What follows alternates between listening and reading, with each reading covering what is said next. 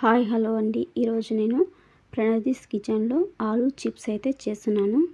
నేనైతే ఒక 5 పొటాటోస్ని అయితే తీసుకున్నాను. వీటిని శుభ్రంగా పైన పొట్టునైతే తీసేసుకోవాలి. ఇలా క్లీన్ చేసుకున్న తర్వాత వాటిని వాటర్లో వేసి అయితే శుభ్రంగా కడుక్కోవాలి ఒకసారి. ఇప్పుడు వీటిని అయితే స్లైసర్తోనైతే ఒకసారి అయితే సన్నగా కట్ చేసుకోవాలి. చూస్తున్నారు కదా, నేను చూపించిన విధంగా అయితే కట్ చేసుకోవాలి. వీటిని కట్ చేసుకునేటప్పుడైతే వాటర్లో కొంచెం ఉప్పు వేసి అందులో వేసుకోవాలి కట్ చేసుకుంటున్నప్పుడు. ఇప్పుడైతే వీటిని అయితే ఉడికించుకోవాలి. స్టవ్ మీద ఒక బౌల్లో వాటర్ అయితే పోసుకోవాలి. అందులో కొంచెం ఉప్పు వేసి బాగా వేడి చేసిన తర్వాత అందులోకి మనం కట్ చేసి ఉంచుకున్న చిప్స్ని అయితే వేసుకోవాలి. ఇలా మొత్తం వేసుకొని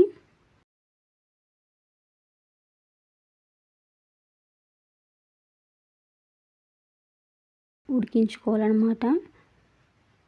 మూత పెట్టేసి ఒక 10 నిమిషాలు అయితే బాగా ఉడికించుకోవాలి.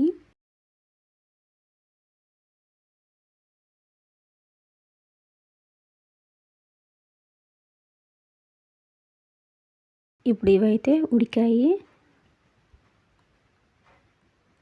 చూసారు కదా, ఇలా వంపుతుంటే వంగిపోతున్నాయి. ఇలా ఉడికిన తర్వాత స్టవ్ అయితే ఆఫ్ చేసుకొని జల్లించుకుందాము మనమైతే ముందుగా.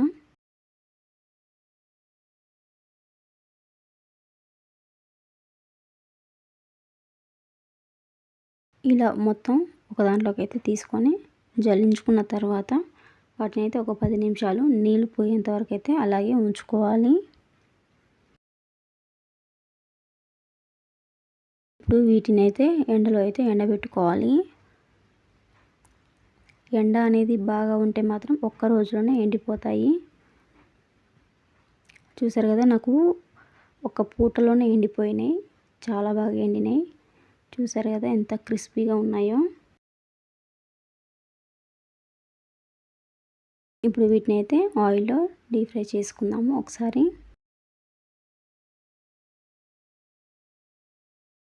ఆయిల్ బాగా వేడెక్కిన తర్వాత అందులోకి కొద్దిగా చిప్స్ని అయితే వేసుకున్నాను.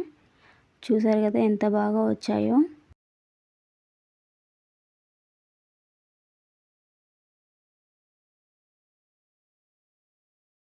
ఇలా అన్నిటిని కాకుండా కొంచెం అయితే వేయించుకున్నాను నేనైతే.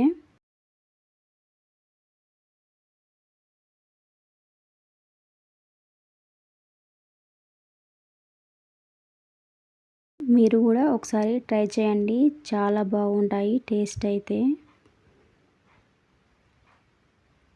సమ్మర్ వచ్చిందంటే ఇవి చాలా ఈజీగా చేసుకోవచ్చు మనమైతే. చూసారు కదా మంచిగా కాలినాయి. బాగా ఎర్రగా అయితే వేయించుకోవద్దు, బాగోదు టేస్ట్ అసలు. ఇప్పుడు ఇందులోకి అయితే కొంచెం ఉప్పు అలాగే కొంచెం కారం కూడా వేసుకొని కలుపుకోవాలి ఒకసారి. అంతేనండి, చాలా సింపుల్గా చేసుకోవచ్చు ఆలూ చిప్స్ అనేవి.